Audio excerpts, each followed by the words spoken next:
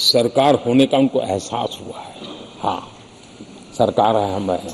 जब कोविड में मुफ्त इंजेक्शन मिलता था ना, उसको भरोसा होता था, चलिए जान बच गई। सरकार होने का उसको एहसास होता था, और यही तो सामान्य मानवीय की जिंदगी में बहुत आवश्यक होता है। वो असहायता न अनुभव, अब क्या होगा, ये स्थिति पैदा नहीं होनी चाहिए। ट्रांसजेंडर समुदाय अपमानित महसूस करता था, और जब बार बार वो अपमानित होता था तो उसके अंदर भी विकृतियों की संभावनाएं बढ़ती रहती थी, और ऐसे विषयों से सब लोग दूर भागते थे। 17वीं लोकसभा के सभी माननीय सांसदों ने ट्रांसजेंडर्स के प्रति भी संवेदना जताई, और उनके जीवन में भी बेहतरीन जिंदगी बने। और आज दुनिया के अंदर जब भारत ने ट्रांसजेंडर के लिए किए हुए काम है, जो निर्णय किए, इसकी चर्चा है दुनिया को बड़ा।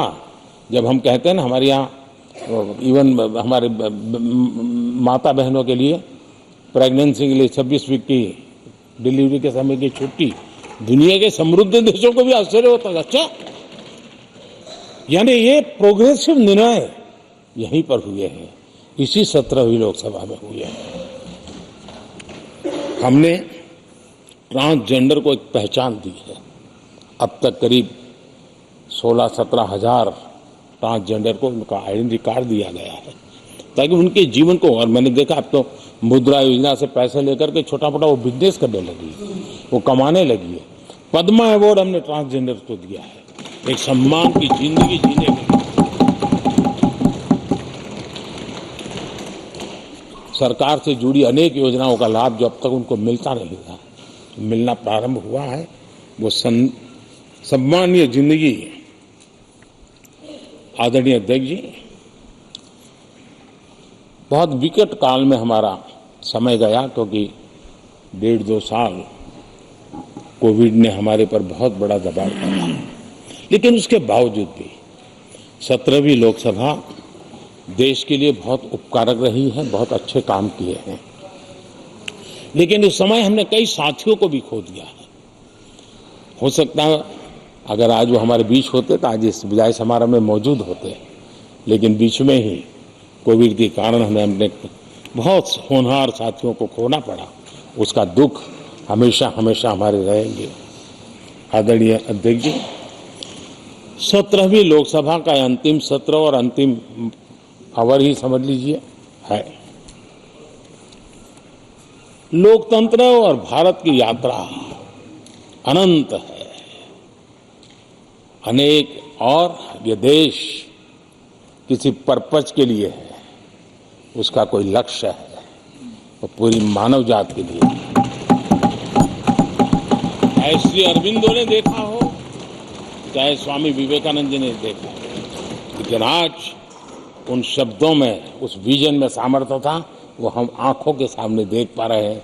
दुनिया जिस प्रकार से भारत के महात्म्य को स्वीकार कर रही है, भारत के सामर्थ्य को स्वीकारने लगी है, और उसको, उस यात्रा को हमें और शक्ति के साथ आगे बढ़ाना है। आदरणीय अध्यक्ष जी, चुनाव बहुत दूर नहीं है। कुछ लोगों को थोड़ी घबराहट रहती होगी, लेकिन ये लोकतंत्र का सहज आवश्यक पहलू है। हम सब उसको गर्व से स्वीकार करते हैं, और मुझे विश्वास है कि हमारे चुनाव भी देश की शान बढ़ाने वाले, लोकतंत्र की हमारी जो परंपरा है, पूरे विश्व को अचंभित करने वाले अवश्य रहेंगे, ये मेरा पक्का विश्वास है।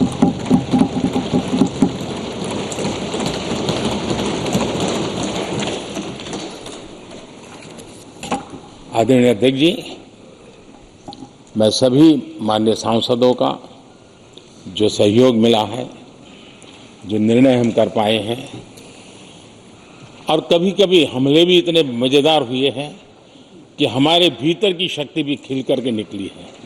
और मेरा तो परमात्मा की कृपा रही है कि मुझे जब चुनौती आती है तो जरा और आनंद आता है। ಅನುಕ್ಷಣದ ಸುದ್ದಿಗಳಿಗಾಗಿ ವಿಸ್ತಾರ ನ್ಯೂಸ್ ಯೂಟ್ಯೂಬ್ ಚಾನೆಲ್ ಸಬ್ಸ್ಕ್ರೈಬ್ ಮಾಡಿ. ಹೊಸ ಸುದ್ದಿಗಳ ನೋಟಿಫಿಕೇಶನ್ಗಾಗಿ ಬೆಲ್ ಐಕಾನ್ ಕ್ಲಿಕ್ ಮಾಡಿ. ಲೇಟೆಸ್ಟ್ ಅಪ್ಡೇಟ್ಸ್ಗಾಗಿ www.vistaranews.com ವೆಬ್ಸೈಟ್ಗೆ ವಿಸಿಟ್ ಮಾಡಿ. ಅಂಗೈಯಲ್ಲೇ ಜಗತ್ತಿನ ಸುದ್ದಿ ತಿಳಿಯಲು ವಿಸ್ತಾರ ನ್ಯೂಸ್ ಕನ್ನಡ ಆಪ್ ಡೌನ್ಲೋಡ್ ಮಾಡಿ.